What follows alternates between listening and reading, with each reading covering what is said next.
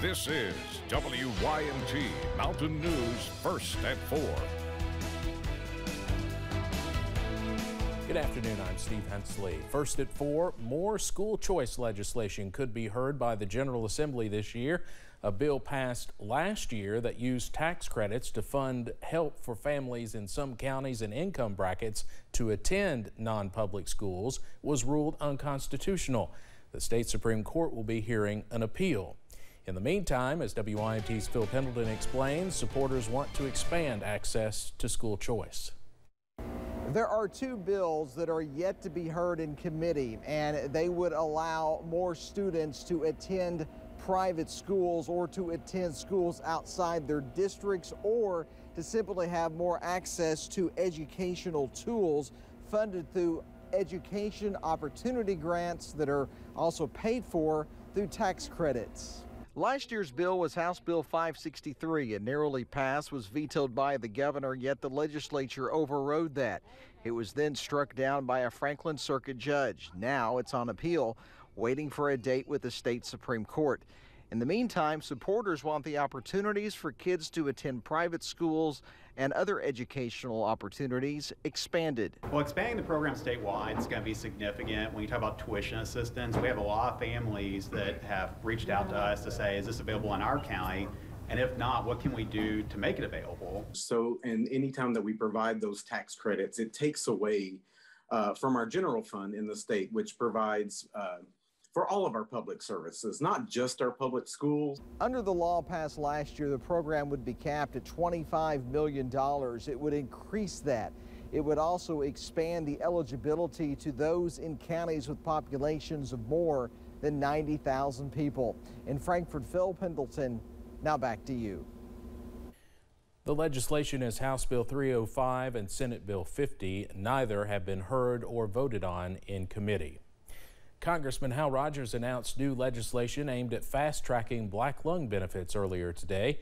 The John J.L. White Ensuring Timely Black Lung Benefits Act is named in memory of a coal miner who died before seeing the benefits he was approved for. The bill would ensure former coal miners who meet federal medical eligibility can begin receiving payments 60 days after approval. I mean, I've dealt with these kinds of cases for years.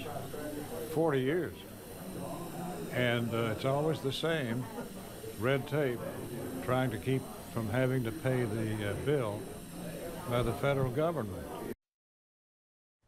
Since 1973, the Department of Labor has received more than 119,000 black lung claims in the Commonwealth, the highest rate in the country.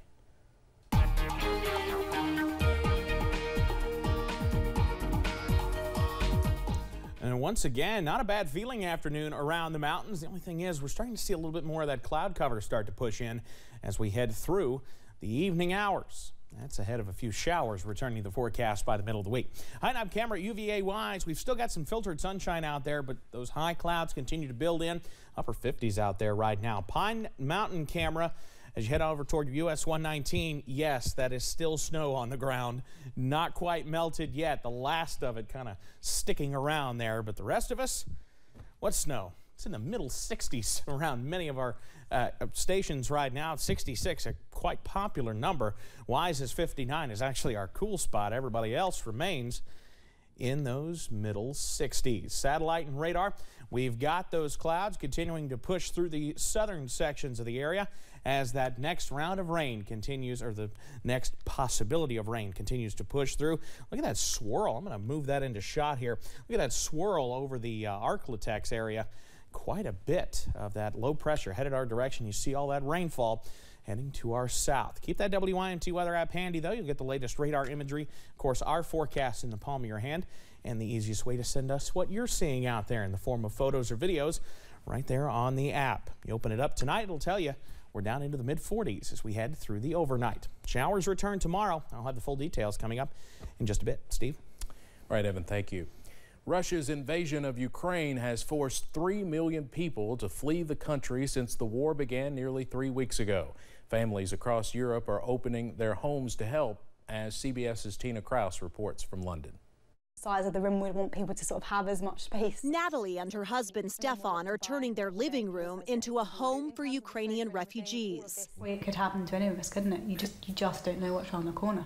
They're among tens of thousands in Britain opening their doors. We thought if we were in their shoes, we'd want someone to offer to give them somewhere to be safe. The United Nations says 3 million people have left Ukraine since the Russian invasion. Most have crossed into Poland. Tanya says, I'm fleeing with my child, but I don't know where to run. Refugees who make it here to the UK will be given a background check. Then they can work, children can go to school, and Britain's healthcare service will pay their medical bills. This building belongs to a sanctioned oligarch. These protesters want Russia's richest business people to pay too. Squatters seized this mansion in London, demanding refugees be allowed to move in. British officials say they're looking at legislation to do just that. I want to explore an option which would allow us to use the homes and properties of sanctioned individuals. We could completely clear this area out. And for Brits like Natalie and Stefan who sign up to host refugees, the government will pay them $450 a month for their hospitality. Tina Kraus, CBS News, London. The UN says 90% of Ukrainian refugees are women and children. Russia is pushing back on sanctions from foreign countries by imposing its own. Russia's foreign ministry announced the move earlier today, sanctioning President Biden and other U.S. officials directly. The statement says the President, Secretary of State Antony Blinken, Defense Secretary Lloyd Austin, and Chairman of the Joint Chiefs of Staff Mark Milley have been added to a stop list. Russian officials say the sanctions are in response to the unprecedented sanctions by the U.S. The ongoing Russian assault in Ukraine has triggered a major boost in demand for potassium iodide pills.